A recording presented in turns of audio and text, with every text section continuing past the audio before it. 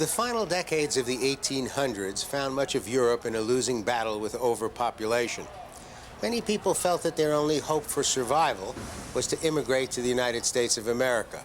So they packed up and headed for the New World, with most of them arriving at the Ellis Island immigration station in the center of New York Harbor. For over 50 years, starting in 1892, Ellis was the primary immigration center for the United States. During the peak years, 1900 to 1924, some 12 million people came through the facility. They were common people who made an uncommon decision. They wanted to be free. Free of the poverty, free of the persecution, and free of the despair that dominated their lives in the countries in which they had been living. They packed up what they could carry and headed for the land of opportunity. They changed their lives, but they also changed the United States. The author Patrick Gallo quotes an immigrant as saying when he got to New York, he learned three things. First, the streets were not paved with gold. Second, most of the streets were not paved. And third, he was expected to pave them. In addition to becoming America's labor force, the immigrants also became a force for creativity, culture, and gastronomic diversity. There is no country in the world that offers a greater selection of culture, commerce, or cuisine. To a great extent, it was the immigrants who traveled to this island that brought us what the world thinks of as traditionally American. The steamship companies saw the immigrants as profitable cargo. They put up posters about the United States all over Europe. Agents went from house to house telling people about the promised land. Catch the next boat and sail off to wealth beyond your wildest dreams. They were perfect cargo for the shipping companies, cargo that actually loaded itself. They traveled in a class of service called steerage, because the part of the boat where this human cargo was stored was the place that held the steering equipment. Packed together in appalling conditions that were breeding grounds for disease, thousands of people died during the voyages. But for those who survived, there was a chance to make a new life. The ship stopped alongside the piers that lined Manhattan shore. If you were a first or second class passenger, officials from the U.S. Immigration Service would clear you while you were on board, and you were free to go. But if you had come over in steerage, you were loaded onto ferries and taken across New York Harbor to Ellis Island. The staff at Ellis was charged with the responsibility of making sure that no one was granted entrance to the U.S. who had a contagious disease or who could not earn a living and might thereby become a burden to the government. These days, the people arriving on the island are tourists who want to understand the past. Barry Marino is an Ellis Island librarian who took me on a tour. This is where the Immigration and Naturalization Service brought the aliens, the immigrants, to Ellis Island aboard barges. What they would do is they would bring them from the steamships. And the barges were coming all day long, and they would dock here. Then the immigrants would come out, and directed by men called groupers, they would form two lines.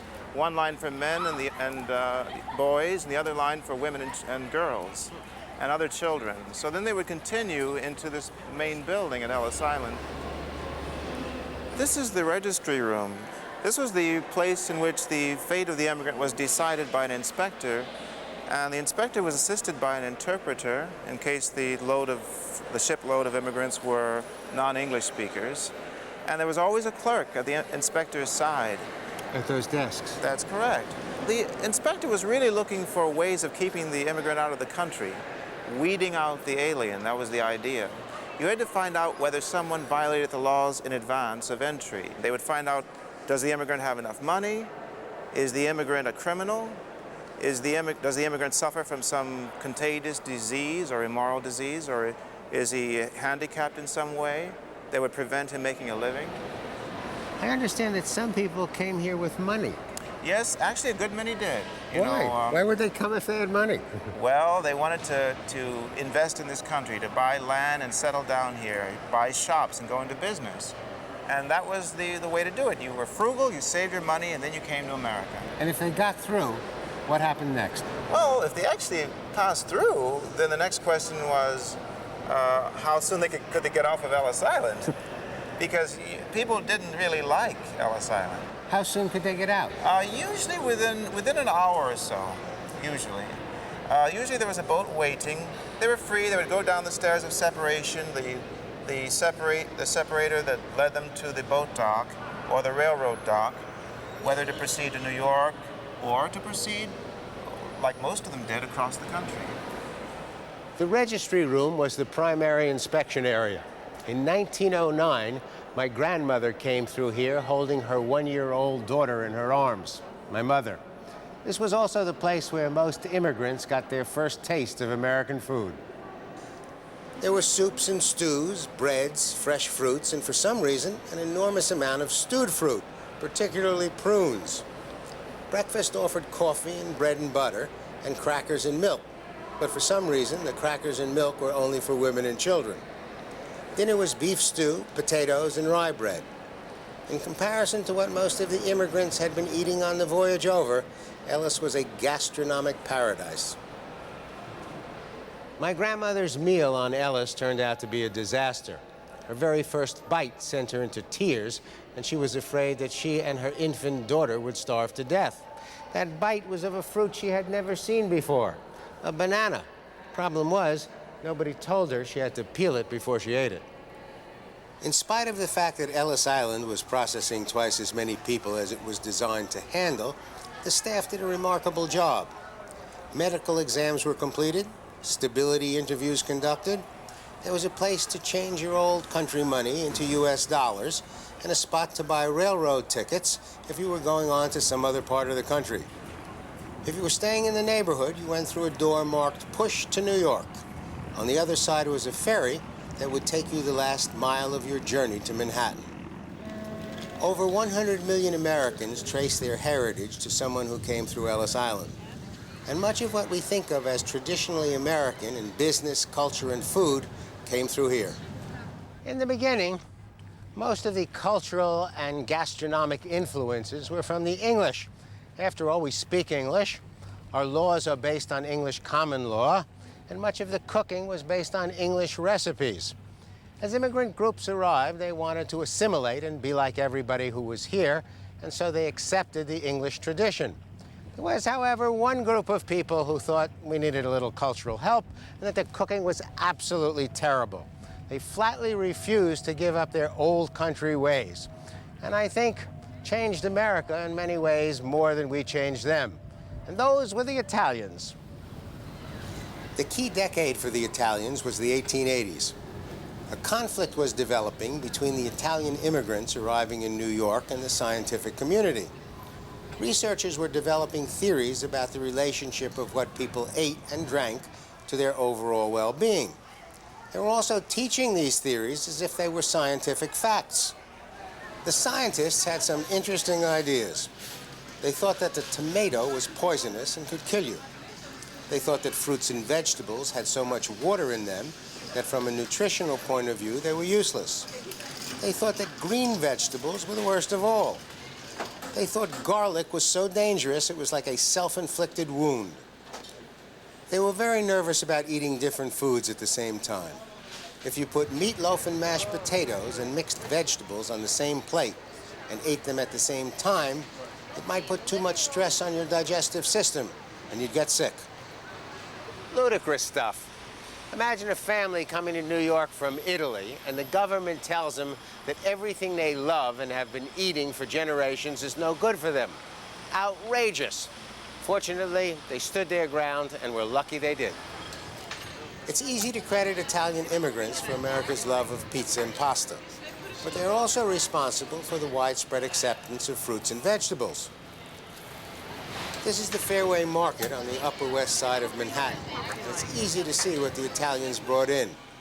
Bins of fresh pasta, shelves of dried pasta, a wall of olive oils, tubs of fresh olives, tomatoes, artichokes, broccoli, baby eggplants, a dozen different espresso coffees, and biscotti. And that's just the easy stuff. Steve Jenkins is in charge of Fairway's cheese department, and he has his own story. At this counter, there's probably some 400 cheeses. But I'd say France aside, the majority of them are Italian. We started in the northwest corner of Italy, where there's one of the 5 greatest cheeses in the whole world that's called Fontina d'Aosta, from Aosta. The great semi-soft raw cow's cheese from near Mount Fonti, the greatest melting cheese in the world. And from there we just fell across the Piemonte border and discovered that the great Paglia cheeses and the Toma cheeses and Bra, the great cow's milk cheeses of Piemonte. In addition, the goat's milk Roccaverano and the sheep's milk Burazzano. And now they're staples. They're things that our customers absolutely have to have. From Piemonte, we travel west into Lombardia, where we discovered great mascarpone. From there, we went into Tuscany and pioneered what I think is my favorite cheese in the world, which is Pecorino Toscano, name-controlled sheep's milk cheese from Tuscany. Comes in a variety of sizes and shapes and ages. It's always raw milk. It's one of the most satisfying cheeses I know. And into Campania, and we bring in mozzarella di bufala, which since the 2nd century AD has been the definitive mozzarella, not cow's milk. They don't even call cow's milk mozzarella. They call it fior di latte.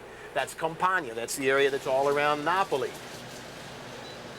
We make sure we've got them every day, and they sell in ever-increasing amounts. And it's an enormous source of pride. For centuries, the idea of good eating meant meat and fat. And in the early 1900s, researchers discovered vitamins and dietary minerals, and all the rules changed. Suddenly, fruits and vegetables became good foods. The Italians also brought in America's favorite dessert. The Chinese had been making something like ice cream for about 5,000 years. But it was the Italians who introduced ice cream to Europe and eventually to the general public in North America. The ancient Romans loved ice cream. They would send a runner into the mountains to get ice, bring it back to town, mix it with crushed fruit and cream, and end up with something like what we have today. Ice cream followed a rather rocky road in ancient Rome. If you came back from the mountains and your ice was melted, the emperor might just feed you to the lions. Things were better in colonial America. George Washington had his own ice cream making machine, and Thomas Jefferson had his own recipe for French vanilla. But it took the immigrants from Italy to make ice cream what it is today. Yummy. And it was the Italian immigrant community that developed much of the American wine business. Many of the great vineyards in California were started by Italian farm families that came to the United States at the end of the 1800s. Edward T. O'Donnell is an urban and ethnic historian. We stopped into New York's Park Avenue Cafe to talk about the immigrant contribution to American culture. Well, the Italians brought with them, first and foremost, themselves by the millions. And one of their most obvious contributions to America were the millions of people that filled the factories, the work sites, that built the roads and produced the great abundance of the American economy in the early 20th century. These are mostly nameless, faceless people that we don't know anything about, except that they were Italian and that they came to America.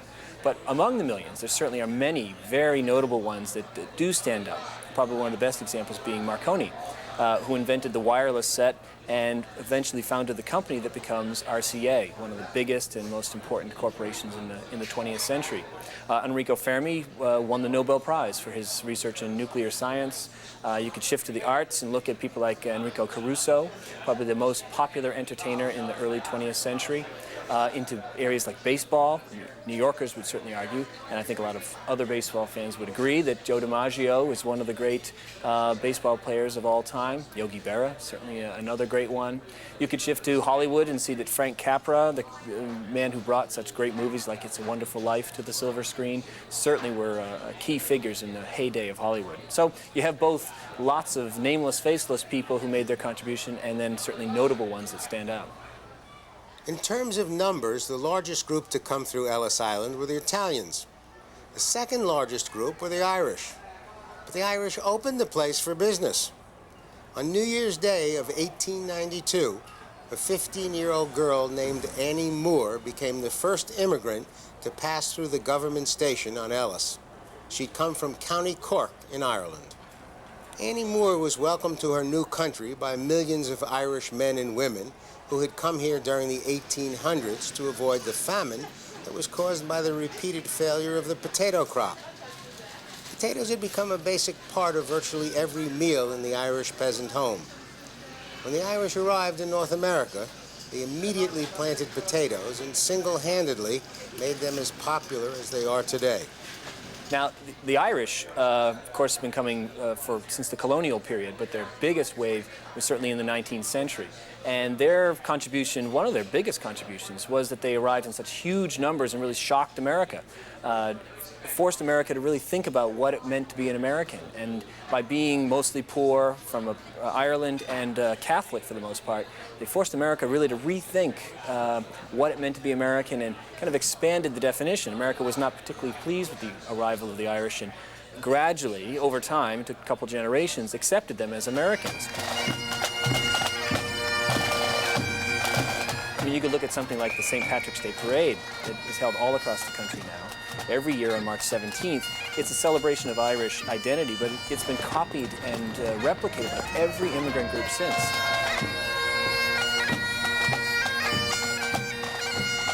Other contributions by the Irish, probably the most evident one, is in the role that they played in building the American economy as laborers. They came with very few skills, with almost no money for the most part, and they arrived, but they did arrive with the need to work and the willingness to work. And if you look across America, the great infrastructure that was built that made America the greatest economy in the world by the early 20th century, the railroads, the canals, the great projects like the Brooklyn Bridge, all were built overwhelmingly with Irish labor. Many other groups too, but Irish really were the key contributors to that development. Another major group came from Eastern Europe: Russia, Poland, Hungary, Austria, and Romania. As the 1880s came to a close, Eastern Europe found itself in constant turmoil. Crops were failing, there was agonizing poverty throughout the population, and religious persecution was rampant. During a 50-year period starting in 1875, over 2 million Russians took passage to New York, and by 1914, 2.5 million Poles had passed through Ellis. The heyday of Eastern European arrival to America, mostly Jewish, was at the turn of the century, and they were the ones most closely associated with Ellis Island. They come by the millions, largely due to factors in Eastern Europe: persecution, war, famine, and general overpopulation. And they arrive in America at this time, usually going through Ellis Island, and fill American cities. They're very urban people. And they, like all the immigrants before them, make a tremendous mark. Think about the Jewish contribution to the arts. People like everything went from Irving Berlin to the Gershwins. Go back a little bit earlier, late 19th century, early 20th century, vaudeville was probably the most popular form of entertainment in America, and it's overwhelmingly full of Jewish entertainers. The Marx Brothers were originally a vaudeville routine. When you talk about the foods of Russia, you're actually talking about the food of more than 170 different ethnic groups, each clinging to their own individual habits. They all loved rich whole-grain breads, which were much healthier than the overly processed white breads eaten by most Americans. They chose water as their favorite drink and liked to have it infused with bubbles. They were responsible for the development of the New York seltzer business. They called it the workers' champagne. They were masters at smoking fish and meat and introduced pastrami to East Coast delicatessens. They also did a lot to repopularize the drinking of tea, which is now almost as popular as it was before the Boston Tea Party. The third largest immigrant group to pass through Ellis were the Germans.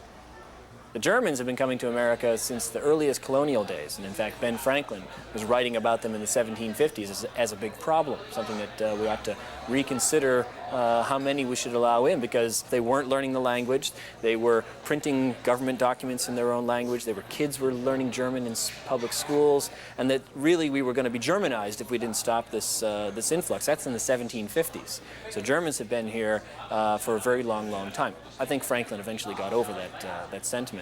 But the great wave of German immigration is the 19th century, and by many measures they are the largest group to come to America, and they arrive principally to American cities both in the East and in the Midwest. A tremendous number of Germans come as carpenters and cabinet builders.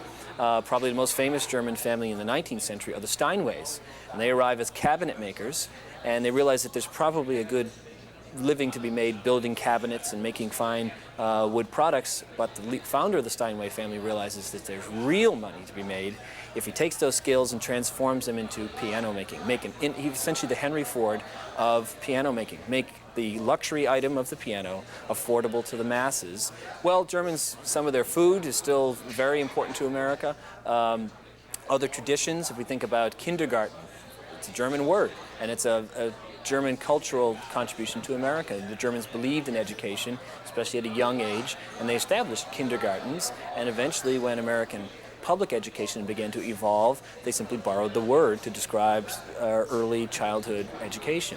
Much of the American Christmas is of German influence, or certainly influenced by the German migration.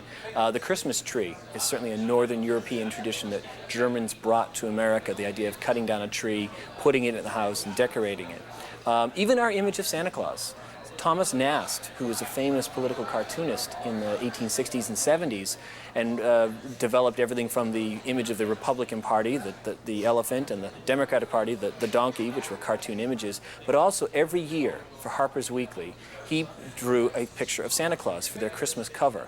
And it was that image that gives us all the things we think about when we think about Santa Claus. A life-size figure. Santa Claus had often been depicted as a small elf. A person who checks the list, makes his list of naughty and nice. That's a Thomas Nast contribution, and Nast was born in Germany. Gastronomically, the Germans introduced recipes that became as American as apple pie. Hamburgers, frankfurters, potato salad, and jelly donuts were once specialties in the German immigrant kitchen. They were also master bakers and beer brewers. Budweiser, Coors, Miller, all started by German immigrants. And next time you put ketchup on your hamburger, please bear in mind that H.J. Heinz came from a German immigrant family. There's one more immigrant I want to tell you about. Peter Zenger, who came here from Germany in 1709 and worked on New York's first newspaper, the Gazette. The Gazette was always being censored by the government, and so Zenger quit and started his own paper, in which he constantly attacked the dishonest governor. The governor sued him for libel, and Andrew Hamilton defended Zenger. Hamilton said that the paper had the right to say whatever it wanted about the government as long as it was true. The jury agreed and set the tone for freedom of the press in the United States. And without it, I couldn't say many of the things that I say on this program. And speaking of programs, I hope you've enjoyed this one and that you will join us next time on Travels and Traditions. The technical specifications for our programs require that they time out to 26 minutes and 46 seconds in length exactly. Unfortunately, this program came in 32 seconds short. Since I had included everything I thought was relevant, I had no choice but to fill in with this brief musical interlude.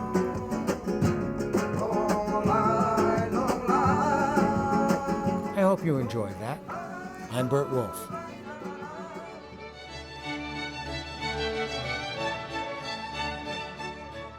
Whenever we edit one of our programs, we always end up with more good material than we can fit in. Interviews, stories, recipes. So we decided to put them on our website, burtwolfe.com.